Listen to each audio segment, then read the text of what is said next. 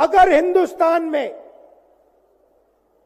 Match fixing का चुनाव BJP जीते और उसके बाद संविधान को उन्होंने बदला,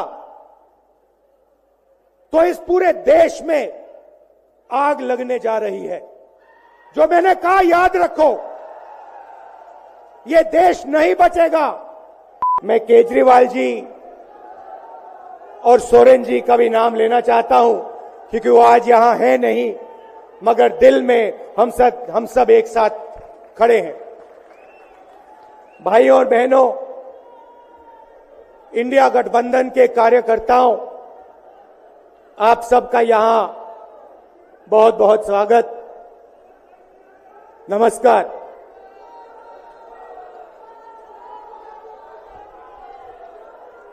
आजकल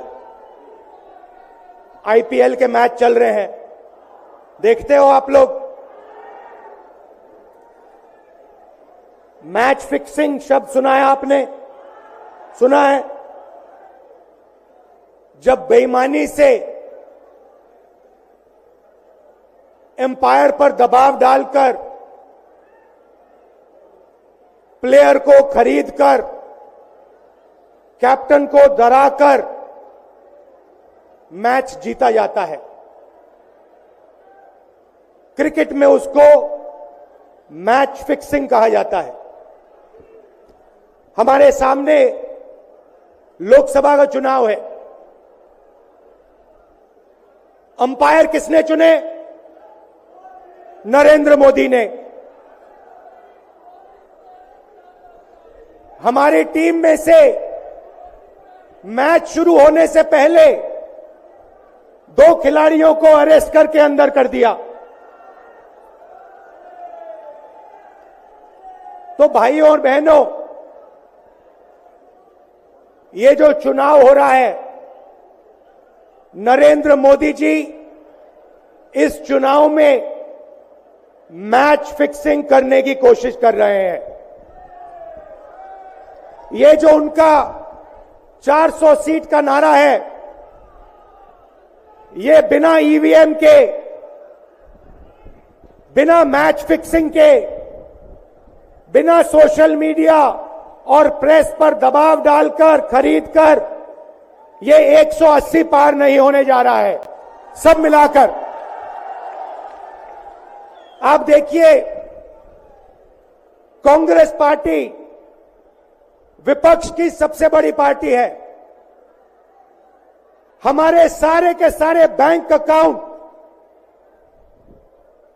अकाउंट बंद कर दिए गए हैं। चुनाव के बीच में देश की सबसे बड़ी ऑपोजिशन की पार्टी के सारे अकाउंट बंद कर दिए। हमें कैंपेन चलाना है, हमें लोगों को प्रदेशों में भेजना है, पोस्टर लगवाने हैं। सारा का सारा जो हमारे रिसोर्सेज हैं, बैंक अकाउंट बंद कर दिए गए हैं। तो ये कैसा चुनाव हो रहा है? नेताओं को धमकाया जाता है, पैसे देकर सरकारों को गिराया जाता है, नेताओं को जेल में डाला जाता है। केजरीवाल जी को, सोरेन जी को, ये पूरी की पूरी मैच फिक्सिंग करने की कोशिश की जा रही है। और ये मैच फिक्सिंग सिर्फ नरेंद्र मोदी नहीं कर रहे हैं। ये मैच फिक्सिंग नरेंद्र मोदी और हिंदुस्तान के 3-4 सबसे बड़े अरबपति मिलकर कर रहे हैं। ये सच्चाई है। और ये मैच फिक्सिंग क्यों हो रही है? भाइयों और बहनों, इसका सिर्फ एक लक्ष्य है कि हिंदुस्तान का संविधान, जिसने इस देश के गरीब लोगों को भविष्य दिया, सपने देखने का हक दिया, उस संविधान को हिंदुस्तान के गरीब जनता से के हाथ से छीनने के लिए यह मैच फिक्सिंग की जा रही है। और मैं आपको बताना चाहता हूं कि जिस दिन यह संविधान खत्म हो गया, उस दिन यह हिंदुस्तान नहीं बचेगा। इसको पुलिस से, धमकी से नहीं चलाया जा सकता है।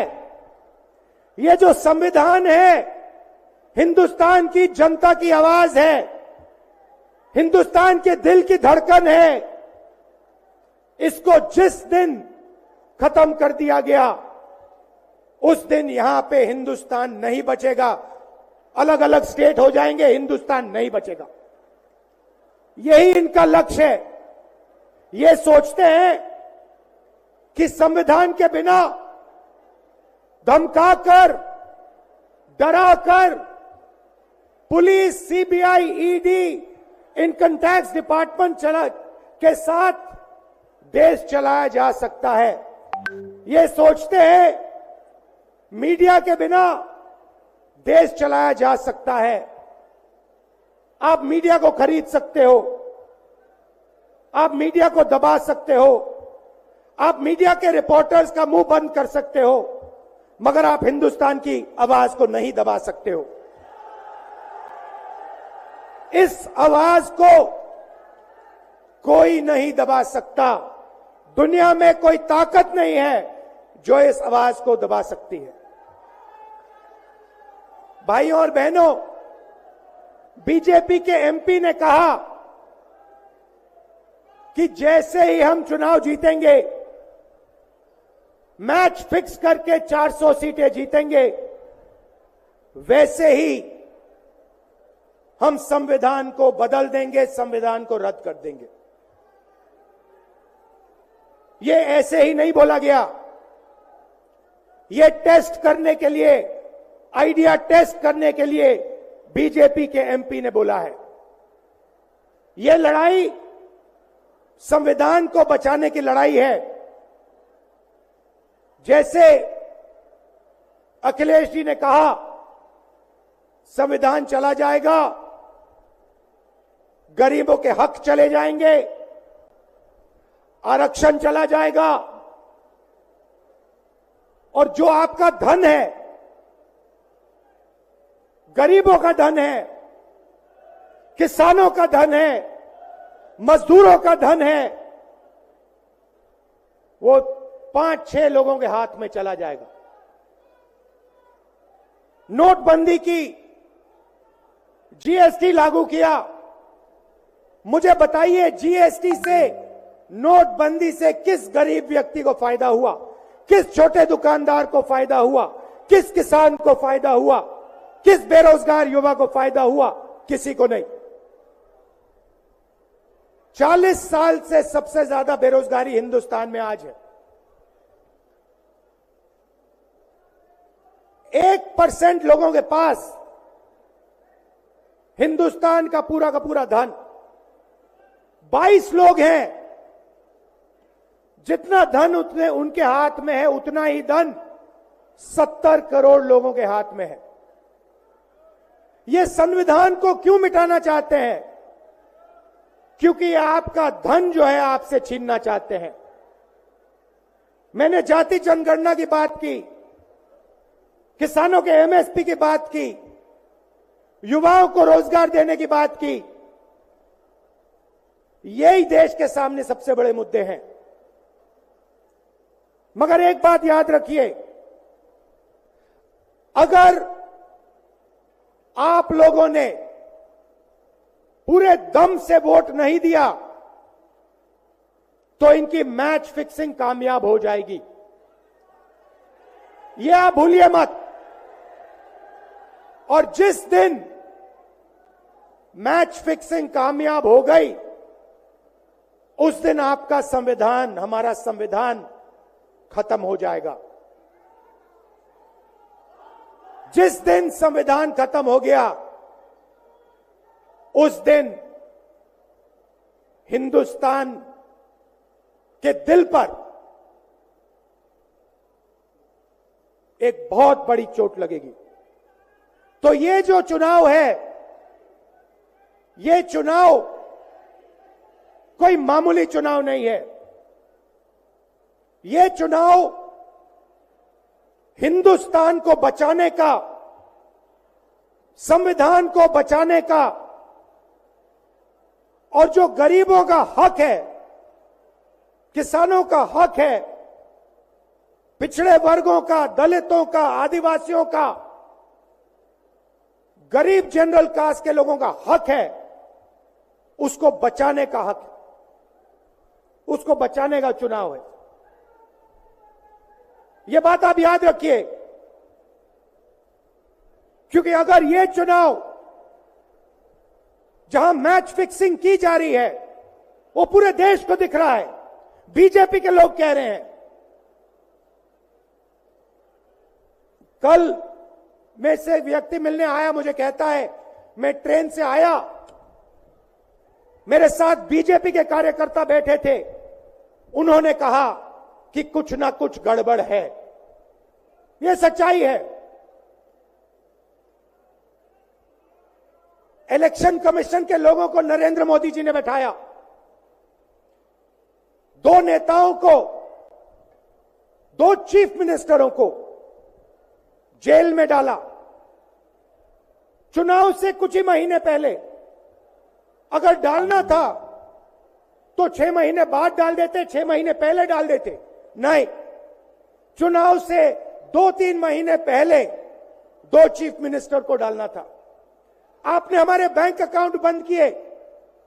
बैंक अकाउंट बंद करने थे, 6 महीने पहले करते, 1 साल पहले करते, 6 महीने बाद करते, कोई फर्क नहीं पड़ता। आप चाहते हो कि विपक्ष चुनाव ना लड़ पाए, और इसीलिए आपने कांग्रेस पार्टी के बैंक अकाउंट रद्द किए, आपने इलेक्शन कमीशन में अपने लोग बैठाए, आप जुडिशरी पे दबाव डाल रहे हो, क्योंकि आप चाहते हो कि मैच फिक्स हो, संविधान रद्द किया जाए और आप सत्ता में रहो। मगर भाइयों और बहनों, मैं सच बोलता हूं, और मेरी बात आप अच्छी तरह सुन लो। अगर हिंदुस्तान में मैच फिक्सिंग का चुनाव बीजेपी जीते और उसके बाद संविधान को उन्होंने बदला, तो इस पूरे देश में आग लगने जा रही है। जो मैंने कहा, याद रखो, ये देश नहीं बचेगा। ये चुनाव